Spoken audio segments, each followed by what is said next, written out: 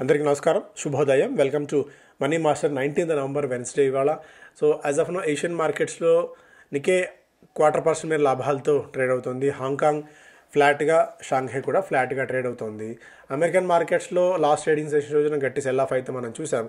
Nasdaq 1.2%, S&P 500 దాదాపుగా 1%, and down జోన్స్లో కూడా 1% పైగా నష్టాలు మనకు కనిపించాయి. గోల్డ్ $4,060 దగ్గర యాజ్ ఆఫ్ నో ట్రేడ్ అవుతుంది. క్రిప్టో కరెన్సీలో ఫస్ట్ టైం ఆల్మోస్ట్ 6-7 months తర్వాత బిలో $90,000కి బిట్కాయిన్ డ్రిఫ్ట్ అవ్వడం అనేది. ఆయిల్ మనకి 1% మేర పెరిగి $64-65 దగ్గర యాజ్ ఆఫ్ నో ట్రేడ్ అవుతుంది. లెడ్ సెల్ ఆఫ్ అనేది కొద్దిగా గట్టిగానే కనిపిస్తుంది. ఏఐ వాల్యుయేషన్స్ మీద కన్సర్న్స్ అయితే చాలా ఎక్కువగా వినిపిస్తున్నాయి. ఇప్పుడు global stock cell of as AI valuation concerns persist ahead of Nvidia earnings. So ఇది మేజర్గా ఇంటర్నేషనల్ మార్కెట్స్ నుంచి ఉన్న అప్డేట్స్ ప్రకారం చూసుకుంటే, స్పెసిఫిక్ స్టాక్స్ పరంగా Hindustan Unilever December 5th record date fix చేసింది. వాళ్ళ క్వాలిటీ వాల్స్ ఐస్ క్రీమ్ బిజినెస్ని డీమెర్జ్ చేసి సపరేట్గా లిస్ట్ చేయాలన్న ఆలోచన చేస్తున్న తరుణంలో. సో అంతవరకు ఎవరికైతే స్టాక్స్ ఉంటాయో వాళ్ళకి హిందుస్థాన్ యూనిలివర్వి క్వాలిటీ వాల్ స్టాక్స్ కూడా వస్తాయి. ఇన్ఫోసిస్ 18,000 కోట్ల రూపాయల బైబ్యాక్ సంబంధించి November 20 రేపటి నుంచి బైబ్యాక్ విండో ఓపెన్ అవుతుంది. November 20 వరకు బైబ్యాక్ ప్రక్రియ కొనసాగుతుంది. TCS has been selected by National Health Services supply chain for application development, support and maintenance of its core business systems. ఇది 5 సంవత్సరాల కాంట్రాక్ట్. ఇది గ్రో స్టిల్ ఇంకా IPO తర్వాత ఫ్రెంజీ కొనసాగుతూనే ఉంది. నో వన్ హ్యాస్ ఎక్స్పెక్టెడ్ గ్రోలో ఇంత గ్రో అవుతుందని చెప్పి IPO ప్రైస్ నుంచి దాదాపు 80% మేర లాభాలని మూటగట్టుకుంది Groww. Azad engineering Pratt and విట్నీతో ఒప్పందం కుదుర్చుకుంది to develop and make aircraft engine components. So చాలా సందర్భాల్లో ఆజాద్ ఇంజనీరింగ్ గురించి మనం మాట్లాడుకున్నాం. చాలా నిష్ సెగ్మెంట్లో ఉంది Azad engineering. Sequent scientific, Carlyle portfolio companies Sequent scientific and Viyash life sciences merge అయ్యేందుకు NCLT నుంచి ఆమోదం లభించింది. సో సీక్వెంట్ సైంటిఫిక్ ఇది ఒక పాజిటివ్ అంశంగా మనం చూడాలి. స్పెసిఫిక్ స్టాక్స్ పరంగా ఇంకా కొన్ని స్టాక్స్ ప్రకారం చూస్తే, గోయల్ కన్స్ట్రక్షన్స్కి ఆదిత్య బిర్లా గ్రూప్ నుంచి సివిల్ వర్క్స్ కోసం 173 కోట్ల రూపాయల కాంట్రాక్ట్స్ వచ్చినట్టు గోయల్ కన్స్ట్రక్షన్స్ అన్న సంస్థ వెల్లడించింది. ఓరియంటల్ రైల్ ఇన్ఫ్రాకి 3.7 కోట్ల రూపాయల ఆర్డర్స్ వచ్చాయి ఈస్టర్న్ రైల్వే నుంచి. GR ఇన్ఫ్రాకి వడోదర వెస్టర్న్ రైల్వేస్ నుంచి 262 కోట్ల రూపాయల మేర కాంట్రాక్ట్స్ వచ్చినట్టు వెల్లడించింది. సూలా విన్యార్డ్స్కి నాసిక్ ట్యాక్స్ అథారిటీస్ నుంచి 22 కోట్ల రూపాయల ట్యాక్స్ డిమాండ్ నోటీసులు వచ్చాయి. ముందే అంతంత మాత్రంగా ఉన్న దీనికి ఇదొక పెద్ద దెబ్బ లాంటిది. బట్ మళ్ళీ వాళ్ళు కోర్టుకి వెళ్ళడం, ఛాలెంజ్ చేసుకోవడం ఇవన్నీ జరిగినప్పటికీ కూడా సో న్యూసెన్స్ అయితే ఉంటుంది. MV ఫోటోవోల్టాయిక్ కంపెనీకి 1900 కోట్ల రూపాయల అన్సెక్యూర్డ్ లోన్స్ వచ్చినట్టు వెల్లడించింది. KEC ఇంటర్నేషనల్ రాబోయే 9 నెలల పాటు పవర్ గ్రిడ్ టెండర్స్లో పార్టిసిపేట్ చేయకుండా కంపెనీని ఎక్స్క్లూడ్ చేసినట్టు వెల్లడించింది. అయితే ఇప్పుడున్న ఎగ్జిస్టింగ్ పవర్ గ్రిడ్ ప్రాజెక్ట్స్ మీద, ఆపరేషన్స్ మీద ఎలాంటి ఇంపాక్ట్ లేదని చెప్పి KEC ఇంటర్నేషనల్ వెల్లడించింది. టెన్నెకో IPO ఇవాళ లిస్ట్ కాబోతోంది. 397 రూపీస్ దగ్గర వాళ్ళు ప్రైస్ ఇష్యూ చేసిన సంగతి తెలుసు. దాదాపు 166 రెట్లు qualified portion, non institutional portion 40 రెట్లు, రీటైల్ పోర్షన్ ఉంటే దాదాపు 5 రెట్లు ఓవర్ సబ్స్క్రైబ్ అయ్యి ఫైనల్గా దాదాపు 58-59 రెట్లు ఓవర్ సబ్స్క్రైబ్ అయిన సంగతి మనకు తెలుసు. ఎకనామిక్ టైమ్స్ ఫస్ట్ పేజ్లో capital crunch, poor asset quality, topple small micro finance institutions. So చాలా కాలం నుంచి ఈ MFIs బాగా ఇబ్బంది పడుతున్న సంగతి మనకు తెలుసు. JL creators opt for Adani offer. So ఇదొక మేజర్ అప్డేట్ ఇది అదానీ కంపెనీస్. ఎందుకంటే వేదాంత చాలా పోటీ పడినప్పటికీ కూడా ఫైనల్గా Adani group companies, Adani enterprises దీన్ని తీసుకోవడంలో సక్సెస్ సాధించింది. US sanctions spoils Russia's well oil trade with India. Moscow's overall shipments down by 28%. So US ఒత్తిడి ఎట్టకేలకు పనిచేసింది మన మీద. తర్వాత బిట్కాయిన్ $90,000 దిగువకి వచ్చింది.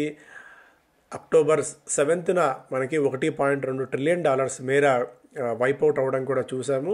సో కాషియస్ ఉన్నారు. AI వాల్యుయేషన్స్ మీద కొద్దిగా ఆందోళన కూడా గట్టిగానే కనిపిస్తుంది. సో దీని మీద no companies immune if AI bubble burst అన్నట్టు గూగుల్ CEO సుందర్ పిచాయ్ గారు చెప్తున్నారు. ఏ కంపెనీ కూడా మినహాయింపు కాదు ఒకవేళ AI బబుల్ కనుక బర్స్ట్ అయితే అని చెప్పి. AI బబుల్ బర్స్ట్ అవుతుందేమో అని చెప్పి ఇప్పటికే గట్టిగా ఎఫెక్ట్ అయితే కనిపిస్తుంది టెక్ రిలేటెడ్ కంపెనీస్ మీద. Asset quality drag and credit axis H2 could be better. So second హాఫ్లో క్రెడిట్ యాక్సిస్ గ్రామీణ ఏమన్నా అద్భుతాలు చేయవచ్చేమో అన్న ఒక ఆశ అంచనాలు అయితే ఉన్నాయి. మనకు క్వార్టర్లీ రిజల్ట్స్లో కొద్దిగా నిరుత్సాహకరమైన రిజల్ట్స్ని అనౌన్స్ చేసిన సంగతి తెలుసు. But as of no second half మీద అయితే కొద్ది గొప్ప ఆశ ఉంది. Penny stock laundry ED sends notices దాదాపుగా 50 ఇండివిజువల్స్ అండ్ 50 కంపెనీస్ మీద ఎన్ఫోర్స్మెంట్ డైరెక్టరేట్ దృష్టి పెట్టింది. చిన్న స్టాక్స్ పెన్నీ స్టాక్స్లో రీటైల్ ఇన్వెస్టర్స్ని ఇరికించి ఇల్లిసిట్ గెయిన్స్ తీసుకొని బయటపడుతున్న దాఖలాలని మధ్య వాళ్ళు గమనించడం చూస్తున్నాము. ఎన్ఫోర్స్మెంట్ డైరెక్టరేట్ ఇప్పుడు దీని మీద దృష్టి పెట్టింది. సో పెన్నీ స్టాక్స్లో ఏదో క్విక్ మనీ తీసుకొని బయటకు వెళ్ళిపోదామన్న ఆలోచన ఉన్నప్పుడు సో అంతవరకు మీరు ఈ స్టాక్స్ మీద సంపాదించిందన్నవన్నీ కూడా, ఎందుకంటే ఆన్ రికార్డ్ ఉంటాయి కాబట్టి వీలుంటే ప్రాపర్టీస్ని అటాచ్ చేయడం, బ్యాంక్ అకౌంట్స్ని అటాచ్ చేసి మరి ఆ వచ్చిన లాభాలని తీసుకెళ్ళిపోయే అవకాశం ఉంటుంది. సో అందువల్ల పెన్నీ స్టాక్స్తో కొద్దిగా జాగ్రత్త. మెయిన్ క్యాపిటల్ ఎంక్యూర్ షేర్స్ని 610 కోట్ల రూపాయల మేర విక్రయించింది. ఎంఫసిస్ దాదాపుగా 4726 కోట్ల రూపాయల మేర స్టాక్స్ని డైవెస్ట్ చేసిన సంగతి తెలుసు, వాళ్ళు విక్రయించేశారు. ఫిజిక్స్ వాళ్ళ 33% ప్రీమియంతో లిస్ట్ అయింది. ఎంవి ఫోటో వోల్టాయిక్ 217 రూపీస్ దగ్గర ఫ్లాట్గా లిస్ట్ అవ్వడం అయితే మనం చూసాం. ఐపీఓ నవంబర్ 21 నుంచి ప్రారంభం కాబోతుంది. 563, 593 ప్రైస్ బ్యాండ్ వీళ్ళు ఫిక్స్ చేశారు. ఆఫర్ ఫర్ సేల్ నిన్న కూడా మనం అనుకున్నట్టు ఆఫర్ ఫర్ సేల్ 800 కోట్ల రూపాయల ఆఫర్ ఫర్ సేల్ ఉంటే 95 కోట్ల రూపాయలే ఫ్రెష్ ఇష్యూ కంపెనీ రూపంలోకి వస్తుంది.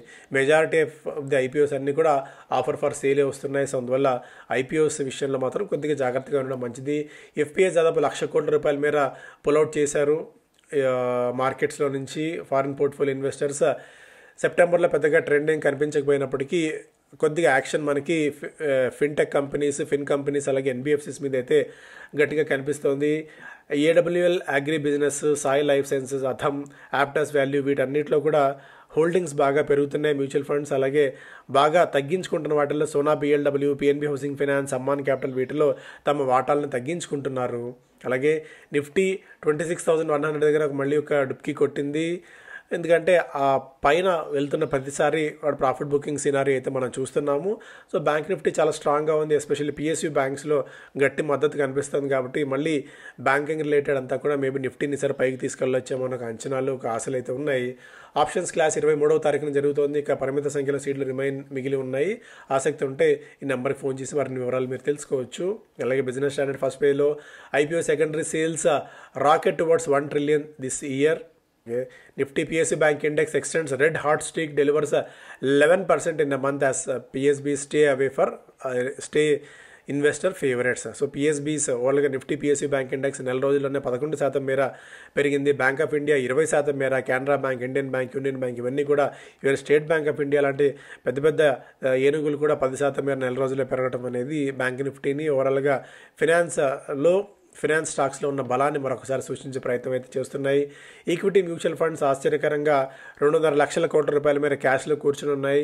ఇప్పుడున్న మార్కెట్ కండిషన్స్లో ఎక్స్ట్రీమ్ వాల్యుయేషన్స్ ఉన్న ఈ పాయింట్ ఆఫ్ టైంలో డబ్బులు కుమ్మరించడానికి మ్యూచువల్ ఫండ్ కంపెనీస్ కూడా సిద్ధంగా లేదు. గత ఏడాది ఇదే సమయంతో పోలిస్తే 5.5 వేల కోట్ల రూపాయలు అధికంగా మ్యూచువల్ ఫండ్ కంపెనీస్ హోల్డింగ్ చేస్తున్నాయి క్యాష్ని. ఏదైనా మంచి ఆపర్చునిటీ వస్తే కొనుగోలు చేయడానికి. ఇది ఆల్రెడీ మనం మాట్లాడుకున్నాం. డ్రీమ్ ఫోక్స్ ఏదో ఒక లాస్ట్ దగ్గర ప్రయత్నాలు చేస్తుంది. ఎయిర్పోర్ట్ లాంచెస్ వెళ్ళిపోయిన తర్వాత రైల్వే లాంచెస్ని, అలాగే కాఫీ షాప్స్తో ఒప్పందాలు కుదుర్చుకోవడానికి, సోషల్ క్లబ్స్ని, గోల్ఫ్ సంస్థలతో ఒప్పందాలు కుదుర్చుకోవడము, highway dining, coffee at malls, spa, wellness ఇలా రకరకాల ప్రయత్నాలు చేస్తూ నిలబడే ప్రయత్నం అయితే చేస్తుంది. ఏదో మెంబర్షిప్ లాంటిది కూడా తీసుకొస్తున్నాము. దానివల్ల కొద్ది గొప్ప B2C సెగ్మెంట్లో ఎంటర్ అవుతాము. ఇంకా ఆశలు అయితే ఉన్నాయి. కంపెనీ నిలదొక్కుంటుంది, నిలబడేందుకు స్కోప్ ఉంది అని చెప్పి యాజమాన్యం అయితే చెప్తుంది. ఇవి ప్రధానమైన వార్తలు. Thank you so much.